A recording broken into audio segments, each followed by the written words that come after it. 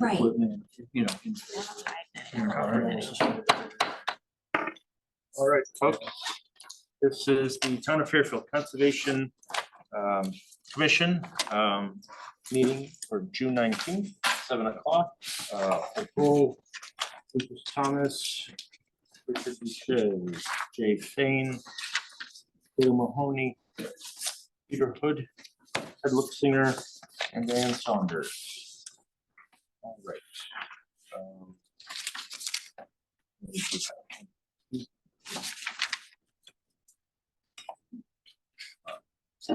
So I will appoint Ted Luxinger and Dan Saunders as full members for tonight to make it a full component.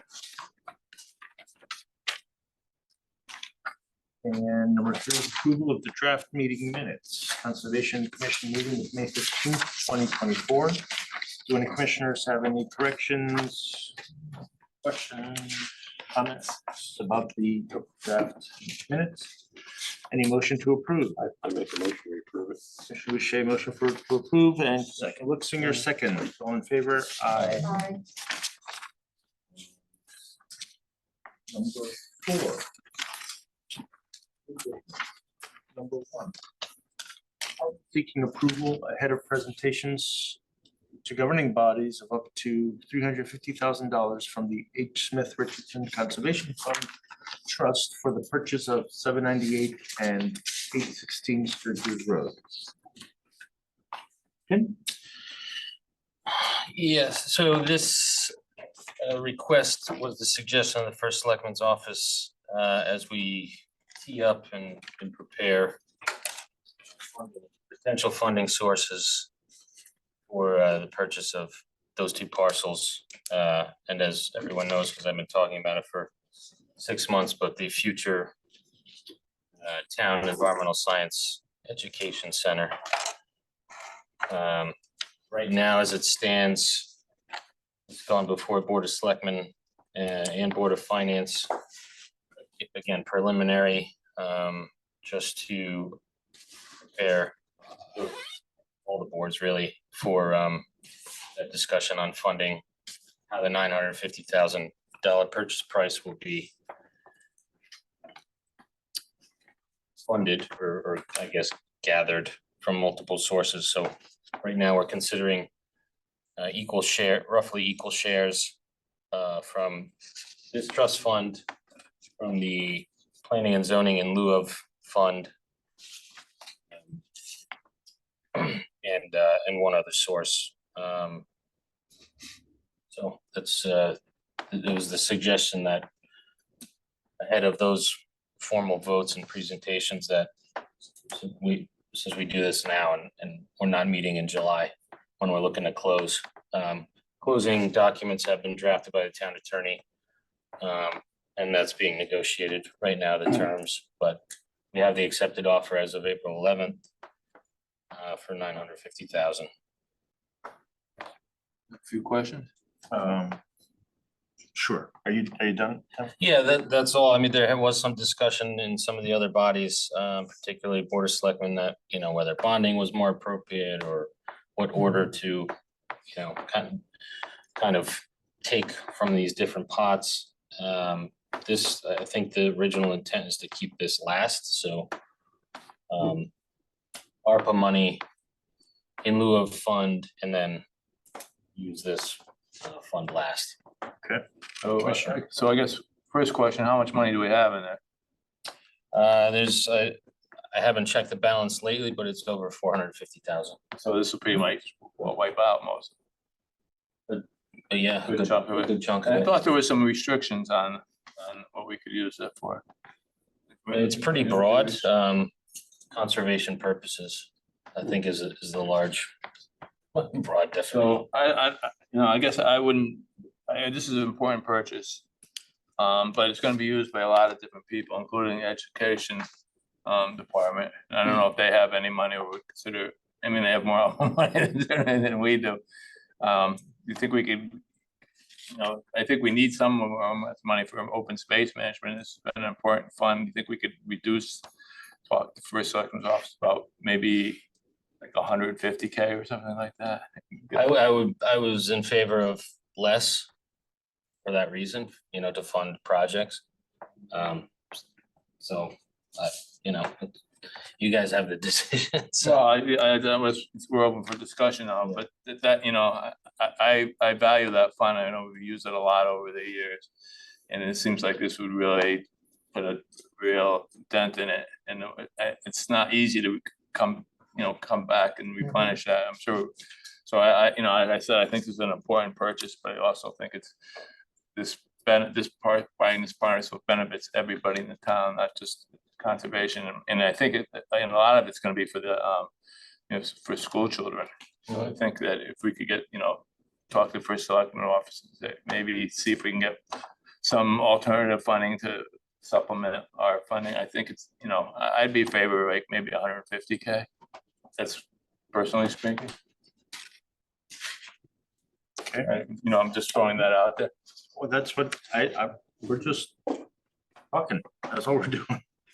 So, anybody else? Any? So you'd have 150K left in the, Fund. 400, probably Yeah. 250. well, I mean, it's a good point. I mean, you're kind of wiping it out. I don't know when you're gonna get back to that amount of money. May not be in my So lifetime. what isn't, you know, it's not a, it was an endowment, so it's Yeah. not, no, there's no, once it goes out, nothing, it doesn't come back in again. I Mhm. assume it's in an interest bearing account, but probably getting 0.1% or something like that. No, it's, yeah, I'm not sure what the rate is. It's managed by BNY Mellon. Yeah. In between quarters, it's been earning like 6,000 a quarter. So I know, you know, some of the open Principal. space management, the meadow establishments, and then we dip into that fund for that. Mhm. And I would like to preserve as much of it as we can for our open space management. Awesome. We've already voted to buy it, right? yes, Okay, we have a- so now, signed offer in contract. and now it's just the approval for funding, really, overall, it's to maximize our, any funds that we have to use the least amount of money and see if we can get money from other folks. Right. So Any other education, constituencies might Yeah. be available to support this, other than Board of Ed. Those are the only three funding sources the selectman's office has discussed so far in any of the public meetings. No River Lab have any money? No. I don't think it can hurt to ask. I mean, you know, as Jay brought up, it'll be used awfully a lot for education. That's basically the purpose of it. Exactly.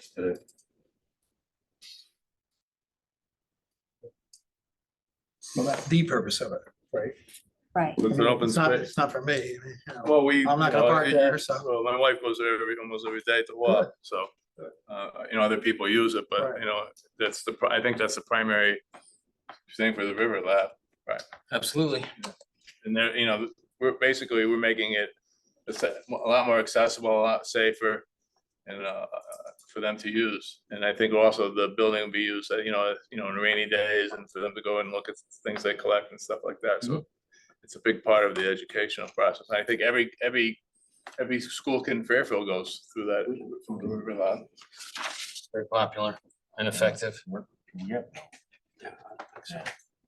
You know, I was on the board for MRWC, which runs River Lab for years, and there isn't really money to support it, but I do think that the schools do utilize River Lab. I mean, and I do think going through the Board of Education or seeing if there's some sort of money that we could access through them might not be a bad idea. Or educational grants opportunities for, I know there is educational money in the state for, you know, for environmental education. I don't know if they would kick in for a physical building. That's certainly not what it's designed to do. But if you know, Challenge would be timing too. yeah, This has to close in like the next Right. 60 days. Really. Was this a demand or a request?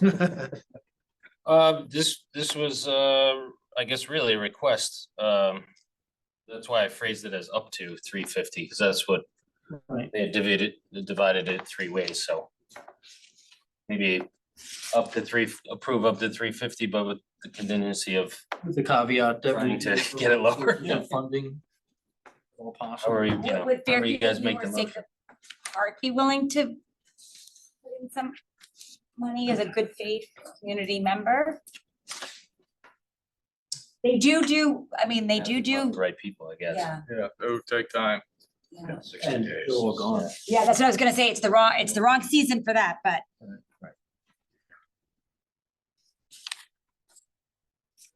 I think we should just present to the first selectman that this is a important part of our open space management. And, you know, we tap into that fund often and we don't wanna draw it down to zero. And we'd like to, you know, see if we could keep our, I guess my motion would be to adjust our contributions, be capped at 150K. That could be difficult, only because we've approved to purchase these properties Yeah. already. right? Yeah, but we didn't, we do it and we never said that we were gonna, I mean, the source of funding wasn't identified at that time. And this was done with collaboration with the first selectman's office, who I think encouraged us to pursue it. Right. And, you know, kind of said that the money would be forthcoming. I know we had a discussion about that early on, Tim, right? And they thought they could get the money. Yeah, And and the then alternative's the bond part of it. Selectwoman Kupchak was supported the project, but questioned at the Board of Selectmen meeting whether an alternative such as bonding would be more appropriate or not. It might be, right? Because it deals with your issue. Like, wait, we have conservation funds that are supposed to be used, you know, sparingly, if you want to use that word, and not, you know, use it all at once on one project that is, you know, gonna be used by other entities in the town, and maybe they should pitch in. My experience is when push comes to shove, somebody finds the money someplace or other, so I'm kind of pushing. Okay, but that's why we're discussing it, and then that's why we have our rules of order. So if you do your motion however you want, we'll second it, and then we can discuss it even further. I made the motion to recommend our contribution be capped at 150K. And for the reason being that we need to manage the funds for the management of our open space lands. Okay. And it's either gonna come from that, you know, either if we tap this account out, then we're gonna be asking more money in the future for. Then it's a discussion. I'll second it. Second. We can Now, discuss after. Second, now we have discussion on that. So your reason being for. the You know, record? I've been associated with this agency since the 70s. And I've known about that fund since the 70s. It's been used throughout the history of this agency to fund a myriad of projects. You know, it's always come in handy. It's always been important. And I think that, you know, running it down basically to zero would hamper our ability to effectively manage our open spaces, especially if you know, there's a storm or a contingency or something happens and we need, you know, emergency funds. We've been really depending on that. Which we're guaranteed of. And that's it. You're guaranteed of trouble. Well, what Environmental. happens if at the closing, you know, we don't have the funds to Right. purchase They're this? not gonna go to closing without the funds. Right, so So we just don't, we're not, the deal doesn't, even though we say to buy it, the seller doesn't have to sell if we're not ready to purchase it. They understand they're dealing with yeah, a town. Yeah. okay. Well, but do we have a deposit that's refundable or not? I'm not even sure if we even have a contract yet. I think it- Other than. Didn't writing. you have a signed contract? Agreement. An agreement to purchase for the sale price, but not, contract. the town attorney's writing the contract up now. It's in draft. Agreement of purchase, as you know, is Almost like a letter of not worth the intent. paper it's written on. Right. Like a binder, right? A binder is So okay. you shouldn't, because the funding source Yeah, isn't solid yet, you shouldn't put up any money. Even if they do, Contract. it would be something along the lines of like a mortgage contingency. Not to What is, exceed. what is your source of the funds? If you don't have the source of the funds, you just can't close. As long as you give the other side your updates as you go along. It's like, well, we still haven't secured our funding. We need more time. The town attorney that's his job. You know, yeah, and I mean, that's fine. There won't be any loss of town funds by doing this. It'll just simply be the first selectman or their. But Jay, you were also saying that- Or the, some other board that has to come up with, how do we buy it? Yeah, they'll fund, I mean, if they're not gonna have a contract without sourcing the funds, I think they're putting out the feelers, and that's just one of the, how do they know they had this money that's just in the, Right. and it's in the, it's something they know about, or? Yeah. Yeah. Well, because the Board of Selectmen is technically the trustee of this account. Yeah. It comes to you guys first, but they So have. They could tap into it no matter what, but so we're just making a recommendation. Okay. Yeah. Yeah, so I'm, Well- that's my Joe, your point is well taken. Let's try it. Yeah. Let's cap it. I agree with that. Motion's not to exceed 150,000. Let's see who else stands up. And maybe the pressure of time, as you say, will shake a couple of trees. Right. I don't think there's any harm in pursuing it. In fact, I'm grateful that you brought it up. I'm not knowledgeable enough of this, so. And it could all be changed if one of the bodies says, don't spend any money, bond it all and move on. Right. And this is all for nothing, but I. Yeah, let's try. That was the recommendation of Attorney Pierce to get this before you tonight, knowing that we weren't meeting in July. Right, I can't do it. As chair. How long does it take to put it all together? Investigate funding. Okay. Mechanics of I'd it. like to make an amendment. We have to worry about. So Does anybody have any ideas? Commissioners? Yeah. Commissioners, there's an We'll amendment, make an amendment, offer an amendment to Commissioner Fain's, gotta be seconded after you put it yeah, up. that we also ask the town to consider bonding on this, not just withdrawing money from conservation account. Yeah, I'll make a motion to. So he made the motion, you second, you're good with that, because it's your main motion. All right, so the motion now is to cap the H. Smith Richardson Conservation Fund Trust money to 150. And or seek bonding for those funds. The additional suggestion to seek bonding. Supplemented Yeah. bonding, yeah. Okay, Mhm. any further discussion on the motion as amended? Jay second. All in favor? The amendment? Good. Did you get all the people who did what? Yes, and now it looks like that one was unanimous. Now, all of it, yes, so that one was unanimous, Amendment and and then, the- and the yes. main motion, both of them were unanimous. Thank you. Thank you. All right, good job, I like that. New business number 2, receipt of $255,284 from Connecticut Beach Recreational Trails Grant for design and construction of a trail in the open space referred to as 150 Village Avenue, and I'd like to say. Yay! Harley. That's right. That's just informational. The letter's attached, the grant award. Yeah, you sent that out right away, so we're all very Yeah, happy to see Yeah, that. that was exciting to get a big grant. So we don't have to talk about that, guys, right? We all know what's going on there, right? Yeah, okay, good. Put that on the next door the next day. Gotta get a little It's publicity very there. exciting. Number 3, discussion regarding damages to encroachments on municipal property for Connecticut General Statute, section 52-560A. I think I asked him to put that on the agenda, all right? Okay. I just wanted it, and then I think he tried to attach it, but didn't get that exact thing. I don't think got attached. But anyways, there's a provision in the Connecticut Environmental Protection Act that allows for when trees are removed on either private property for treble damages or for municipal properties or land trust properties or properties with conservation easements, allows for 5 times damages and attorney's fees. So I just wanted the commission to be aware of, we've been having a lot of these people coming in, removing trees and doing damage in the conservation areas. So, and I just wanted the commission to be aware, not only do we have the wetland statute to back us up, but we could also use that 560A. What is it? Or 560A if we feel the damage is significant enough. And then again, that allows us to get attorney fees and 5 type damages.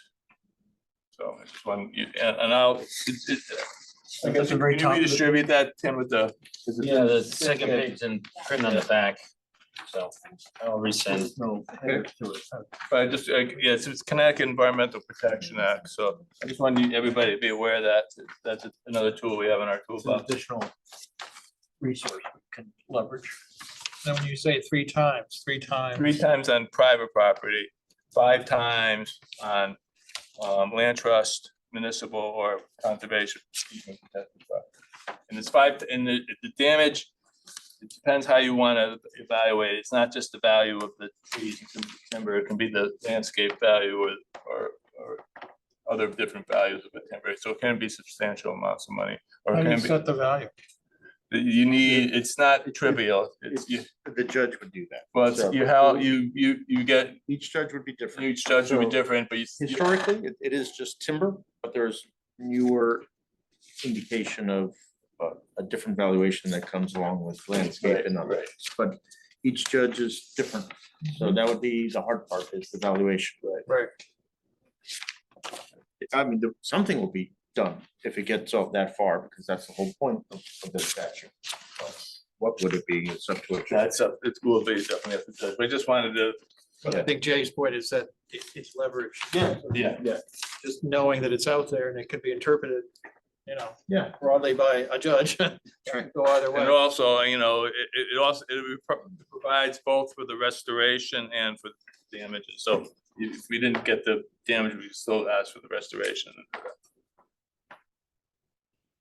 All right. Well, thank you very much for that. All right, moving on to Roman numeral 5, old business, POCD subcommittee status. I met with Singer. Emmeline and Jim Went earlier today with Mary Hoag representing Sustainable Fairfield. Went over some of our suggestions and interests in modifications. They're working towards the final draft before the next public review, which is going to be happening, I figure probably August, September timeframe, that they'll have public meetings again to review it.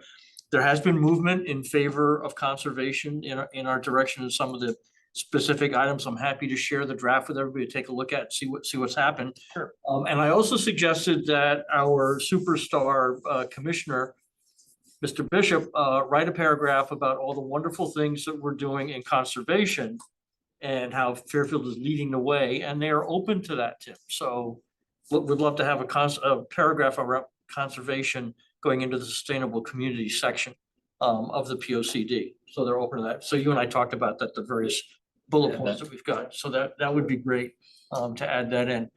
It's been a good iterative process, and I think they're open, a lot of people are saying it looks like the plan of development and conservation.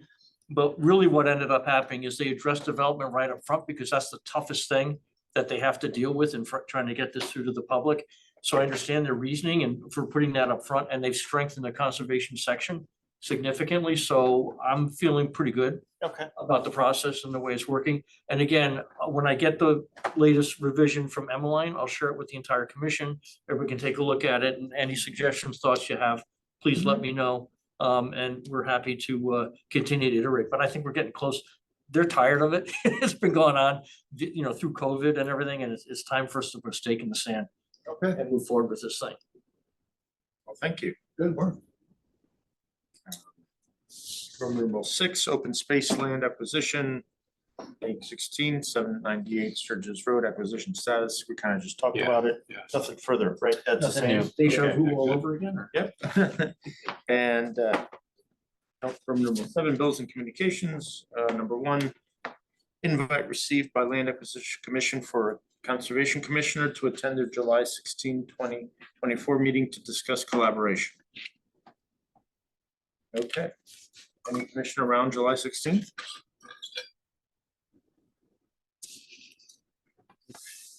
I'm not weighing myself again. Around? You've got the relevant experience. Yeah, but I just don't feel like I have much experience with this body to really But that's okay. represent us. It's okay. You're the realtor. You're the realtor. I don't You have- come in, yeah. You probably have more. I know. What was that weird thing we were talking about a few months and it's, you had all this from these crazy programs you got on. So those in favor of volunteering Diane. I gotta be voluntold. I'm not opposed to it. I'm just saying that I don't feel like I can necessarily accurately reflect, Well, you know, the opinions of they're, people here. Well, you know I'm a You're- crap. you're going, why don't you do this? You're going to say hello and open a line of communication. We'll leave it at that.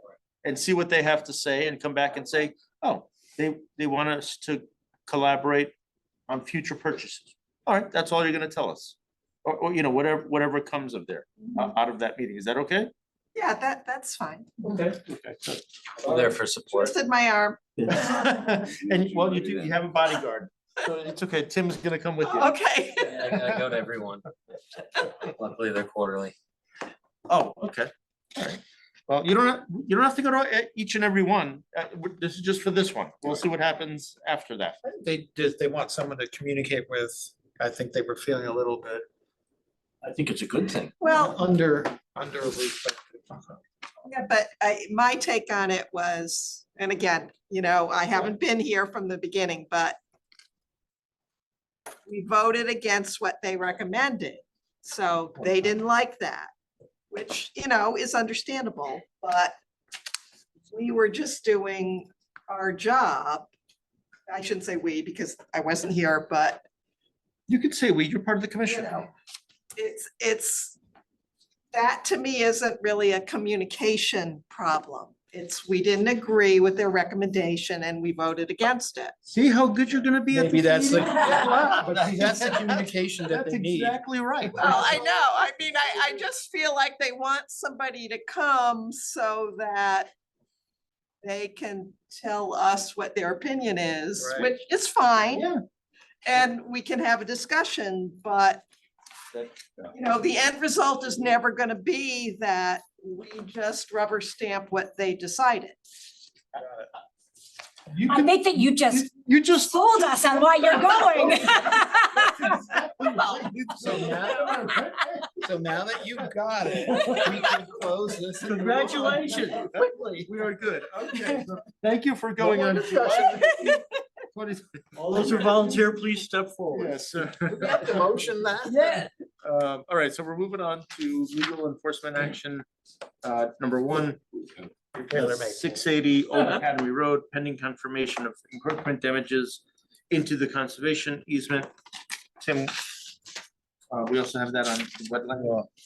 Yeah, so is there much on this for now, or do you want to? No, I only put it down here for informational as it relates to the purview of this commission. Specifically, there's 2 conservation easements on the northern portion of the property that may or may not have been encroached upon. Okay, Pending. and we'll see. Wonderful. Roman numeral 9, staff report. Number 1, reports from the Conservation Department, horseshoe crab tagging on June 8th, 2024. Lake Mohegan Open Space Main Parking Lot entrance renovations, crew and seasonal staff projects and maintenance, and Westway Open Space improvements.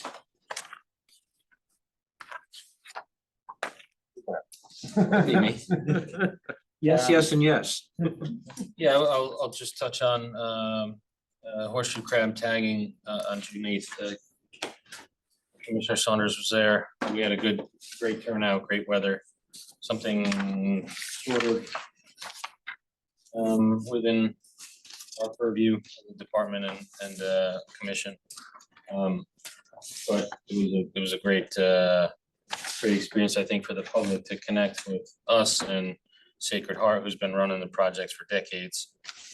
So it's stepping out a little bit of the umbrella was a good event. We tagged over almost 80 horseshoe crabs. And hopefully it will be an annual occurrence. Since the program started in Fairfield, it wasn't really happening on an organized level of that magnitude, so it'll continue to grow, and I'm working with Diane, who's willing to lead some other events, so. So Tim, are you planning on making this an annual sort of thing? Yeah, That'd be great. yeah, I think it should. Whether we get new people or, the same meringue back, it's, A great collab with SHU too. That's exactly, that was for us. Yeah. sort of the intent was, to establish something here that it's happening in Norwalk, it's happening in Stratford, it's like, but Sacred Heart's here, why are we doing it here? So, I think I brought my kids, there was a boatload of kids that were having a blast, that probably normally wouldn't have picked up a crab. Or picked it up by the tail, not knowing, so it was a great event. Yeah, I think it was very educational for people, and unfortunately, I've been doing the crab tagging for about 15 years. And they used to have somebody in Fairfield who worked for the Nature Conservancy, and she coordinated it. And there were several people in Fairfield, including me, and they used to get thousands of tags. I mean, I personally would do hundreds in a summer. And now I think it's the US Fish and Wildlife Service that issues these tags. And I haven't really been able to pin people down as to exactly why. About 5 years ago, they stopped giving out a lot of tags. So now for these events, I'm glad that SHU showed up because they have tags. Yeah. But I think we should understand that we're not gonna be able to expand the program and give tags to people. It's gonna be like we did Yeah, more weeks organized. ago, a sure. one-time thing, which to me is sad that we don't have tags to give people, but there's also just a great educational benefit to having these events. That's a great, Silly question, what is the purpose of the tags? I'm sorry. Like how, are the tags remotely to tell you where the crabs are, or is it just if you see them? Well, no, they're not, there's no technology. It's just like a plastic circle with a number on it. And See their migration okay. yeah, and so there's, SHU has a study going on. It's all up and down the East Coast. But Diane, I think the point, Diane, we talked about that, and Diane keeps track of the ones that she's tagged. And I think you mentioned that you had tagged some which turned up in, the top of Maine and. Yeah, I mean, maybe it's, down in Okay. Florida, so Then it's you- really you- cool. If you see the tag, if you see a tagged one, then you can record, you can take a picture of the tag and I then you see. can, you Right. report where you Research. see, where you've seen the. right, and then for instance, I found one a few weeks ago and I went on the Project Lemulus website. I reported it, and then they sent me an email saying that crab was tagged at, ironically, something called, I think it was Crab Point Beach on Long Island. So it's sort of fun, Yeah. to find out Okay. where they were tagged, and I've had crabs that I tagged show up in Maryland and Maine and Cape Cod and, well, and it's a conservation issue, right? They're endangered. right. It is They're also critical to blood thinning, pharmaceuticals. pharmaceutical usage, Right. right? But it sounds like a problem you have to work on is getting the information about why Fish and Wildlife is not producing the tags. Yeah, I I'm mean, having trouble understanding why. SHU, like most universities, are sort of opaque, and you try to find out what's really going on, and they have their little study, but you're not a part of it. So I haven't been able to, Well, why couldn't anybody write to Fish and Wildlife and say, hey, you direct this letter, what's going on with the tags? I mean. why I is- don't know. I just Why is the haven't. agency producing, Would, like, thousands of fewer tags than they used to? I don't think that needs to be. or could like Chris Sullivan from South, like, would he know like what's going on with those tags or no? I'm not sure it's in in his wheelhouse. He He does- seems to have his, like, he's like my person, like, why? You gotta go to the federal level. Federal level. Yeah. But I do have a new There's a bag of barrier tags for to- you. Well, it's sad because this summer I've only found one tag. And I'm down there a lot looking for them at specific times. And I only found one tag. So that's sad to me. That it's, You know, you know, there's somebody that runs a program, I think I still have her card, out of UConn. I wonder if she would know. She does, what is that called? What's the program out of UConn that's out of New London? Sure. She would probably know. Maritime College, that's. No, it's like, it's not Harbor Watch, but it's something like that. It's a UConn program out of New London. Well, who's the primary contact at SHU that we work? Professor Cat, for this program? Yeah, Professor Castanet. so I would think a question is, how do we expand our collaboration around the program? Are you talking to the Fish and Wildlife, or is that where they're getting the tags? Is there, Yeah. Yeah, that's it. is there Yeah. a way of increasing the level of collaboration and seeing if we can get, more tags through Fish and Wildlife via SHU? I mean, there's just tremendous interest. There were so many people who came to this event. Yeah, no. And so- they got but that's- trained on that's how to good. tag the crabs and then we don't have any tags for them. But it also could be that on the other end, they don't have the resources to keep track of the tags. Cause that's the other thing is like, you know what I mean? Like there could be Yeah. also be something on the other side of this that they're just. So, Ben's talking about just the physical. Right, physically, right, getting the tag. Like, if we're willing to put the tag on, like, so right? So typically, when you do an event, you do a postmortem and what went right and what went wrong, and if there aren't enough tags, that's good feedback to SHU, and we'd like to help, manage that as far as expanding the program or expanding, everyone knows I'm all in favor of SHU and FU being a much bigger part of what we do. Because they are the biggest landowners in town and they need to be a part of everything that happens in town. So this is a great opportunity to increase our engagement with SHU. They ran out of tags on Saturday, so that's what put, other than the time limit, that's what put an end to Saturday. Yeah, so that's a good feedback and also an opportunity to continue to engage. Would be my thought. Before we leave tagging wildlife in Fairfield yesterday, DEEP did their annual goose banding in conjunction with US Fish and Wildlife in Fairfield. Whereabouts? The golf course down by the Scandinavian Club. Oh, wow. They're very brave then. It's very regular. Those are some aggressive kids. Very regular. Bands are counted. Fish and Wildlife is there. Min Hung, who manages waterfowl for the state of Connecticut, is there. But obviously, the town wasn't involved. Yeah. So that's something we should look at for next year. It would be a great opportunity to involve citizens in what's going on. They ban the geese, they sex the geese, they age the geese, they release the geese. So it's a well-done program. But I'll let everyone. Interesting just to watch. That's good. Well, it's good to know, and I wonder how many other things are going on in town that we're not aware of that are related to, the natural environment that. I like conservation as much as the next person, but we deal with inland wetlands. Right.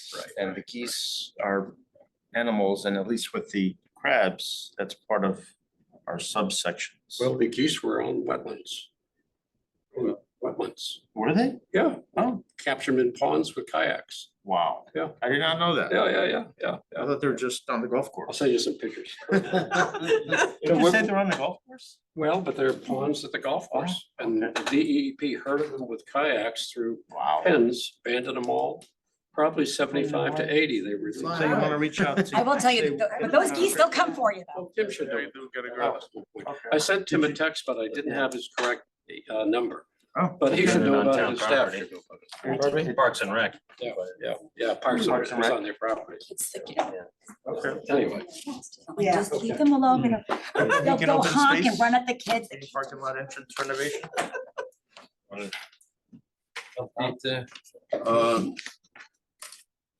Tuesday, we went there and we took down 250 feet of the old cedar fence alongside the parking lot there. Today, we went back there and the crew installed 160 feet of split rail fence, double split rail. It's coming out nice. By tomorrow, it should be done, complete. And they're also putting in a new gate with the new entrance for the vehicles that have to get back there. So that's working out well. Very nice. Part of kind of an entrance revitalization project that's gonna happen here at Brett and Grace as far as entrances go. New kiosks, recycled plastic kiosks, signage, fencing. And that's in conjunction with the trail mapping and digitalization. So once the new kiosks are up, we'll have QR codes to get to Avenza and trail maps. You know, just at the trailhead and have a new appearance. The rotten cedar fences are pretty bad looking and getting some erosion issues and people cutting their own entrance, kind of like onto the switchback there from the parking lot. So it's gonna look better and be more functional. Excellent. That leads to the crew and seasonal staff projects and maintenance. It's ongoing, we're in, I would say, a good portion of works in the maintenance phase of specific to trails and open space mowing, cutting, trying to keep the trails open from high grass and hikeable. And we have right now 2, soon to be 3 seasonal staff that have returned from last year, so they already come up to speed knowing what they're getting into. All right, and then Westway open space improvements. Last one, this was, what, about a month ago?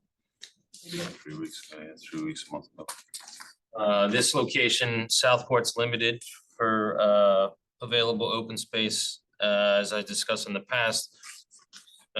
Soon to be adding, almost doubling contiguous open space to the Westport border at this Westway location, with the addition of a new parcel acquisition.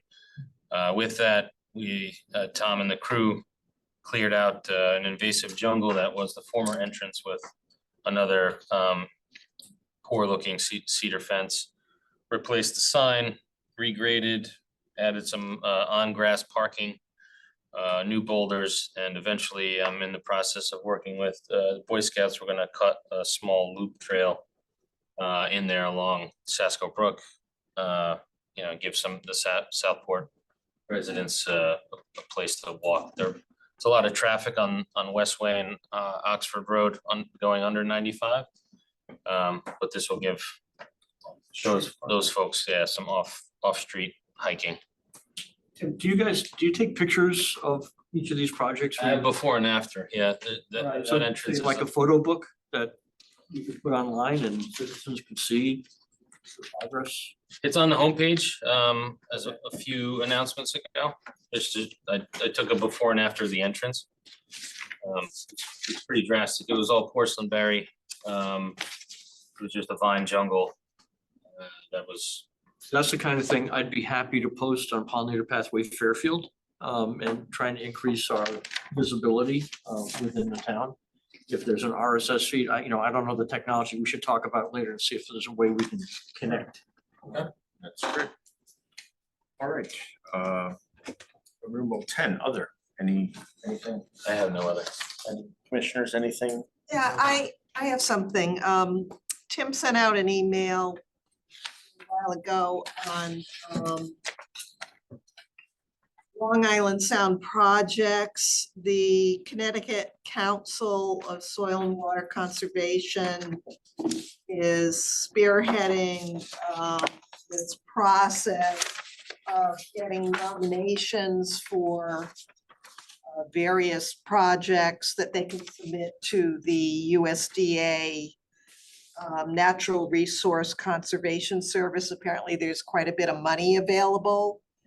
So the purpose of these meetings throughout the state was to get input from people along the shore on what projects they might want to submit funding, and basically they're focusing on 4 main areas, which can be, interestingly, it can be either on public or private lands.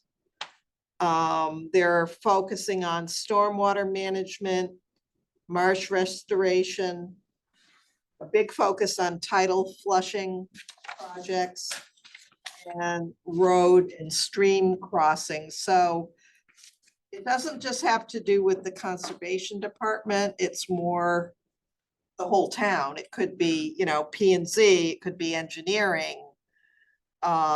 So they're looking for projects to put on this list.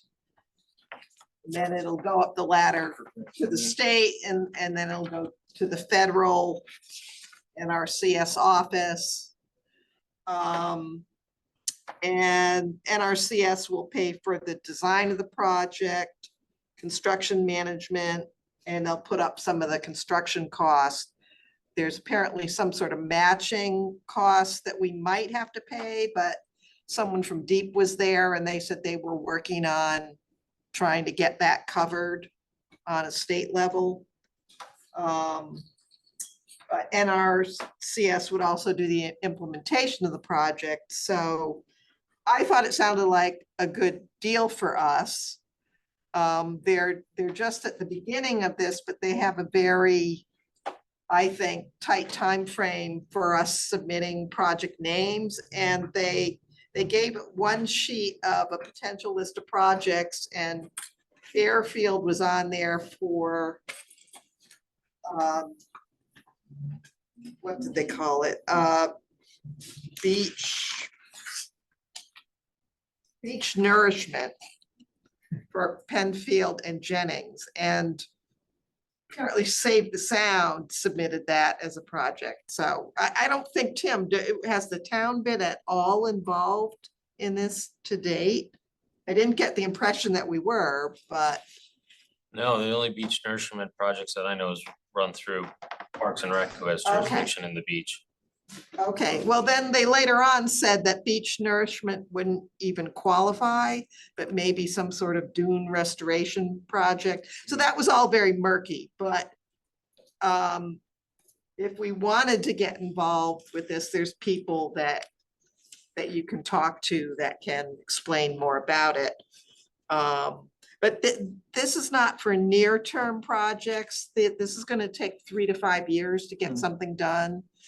But it sounds like they have a significant amount of money, and I thought it was something that maybe we should check into.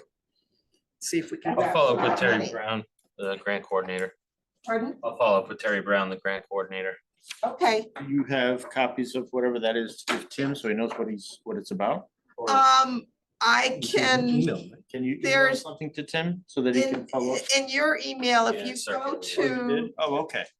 there's a website that Yeah. explains a lot of it, but I can also give a copy of this. There was one page that they handed out of projects. And apparently during COVID, they had some Yale students start working on this and contacting various, it seems like primarily NGOs, because most of these were submitted by Save the Sound or TNC. UConn submitted a bunch, so it seems like they haven't really gone out to the towns per se. But part of the reason for this meeting was to try and, gather people, make them aware of the program, and get people to submit lists of projects. All right, so Tim, you can reach out to Great. our grant coordinator. That'd be Free great. money. All right. Okay. Any, commissioners, any other comments or anything? Just a heads up that one of the items in the P O C D is observation, highlighting best practices and possibly doing some educational sessions for other departments in the town or other interested parties.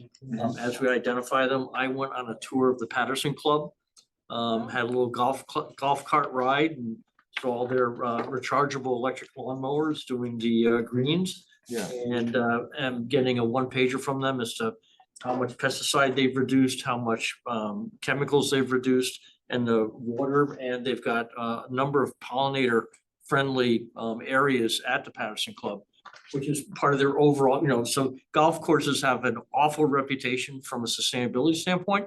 Yet here's one that's trying to do the right thing and really saving a lot of resource and encouraging a lot of native resource. That's the best practice from my perspective. And money for them. And they're We saving were money. talking I'd with love them that. while they were here that I'd it's love to- important they save I'd love for us to sponsor them doing a session, maybe for the managers of our own golf courses in town. We can figure out how to do that. Sure. I'm happy to pursue that because I think it makes sense. Okay. And also we're educating others, so that's a good thing. And the only one last thing I wanted to add was, we had talked, Tim had sent out that the natural resource inventory that they had done in Richfield, and when I spoke to Emmeline, there is no money in the POCD to fund that, but that is something that looking into it, it's probably something that really we need to kind of.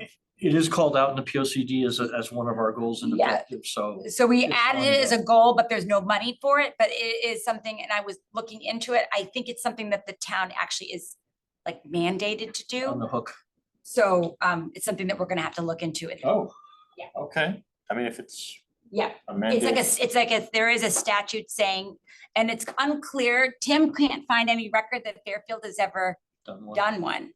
Not that I'm aware. Well, then maybe we need to bring it to the attention of the representative town meeting. Right? Wouldn't it go through them? Tim, how would that be like if POC said they don't have money for that, so. I would do it through, depending on the price, through my operating budget.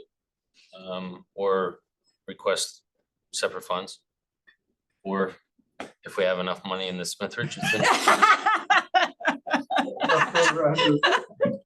Now that we know about this Just saying. slush fund we have here. But yeah, it's, I would have to, if it exceeds the purchasing department thresholds, then Go to bid. I would have to go to bid or RFP, depending, or maybe not, I don't know. But when I look through the tab, it does seem to be that there is something in the state statute saying that you're, as a town and as a conservation commission, we're supposed to produce this every 10 years. Okay. There must be. That'll be, the new fiscal year takes effect July 1st, so that's pending support of this commission would have to be executed next year. So much more easy to do those now with GIS systems. Do you know if you've ever had one done like that? There was a bunch of open space management plans. I have to imagine at times. It goes from the 80s and 90s, but I've never seen an NRI, a formal NRI. There's gotta be, some, Tom just used to do all that kind of stuff into it, so there's gotta be something somewhere. Other towns, when you Google it, it'll pop up. No, And there's a lot of really, Fairfield- really Right, good so ones. either it was never uploaded and like, maybe it was submitted to the town, but I don't wanna call the state of Connecticut and be like, hey, do you have the NR, you know what I mean? Like, and I think if Tim doesn't know of it, If it's so not digital, it just proves that it's that. it's that Oh, old. it's definitely old. That's been done in recent years. Definitely not every. There's a lot of But it's good just some- examples out there from different Yes, towns. different towns. And then Tim sent us a couple copies from different towns. So I think but it's just something to keep on the radar that we're something that we're mandated to do. Yeah. And the POCD, we can't, there's no funding there to include it. Okay. Anything further for other? listeners? Okay, motion to adjourn. Commissioner Boucher motion and Commissioner Luxinger second. We're adjourned. We'll take the 5 minutes until 8 o'clock and we'll start the inland wetland.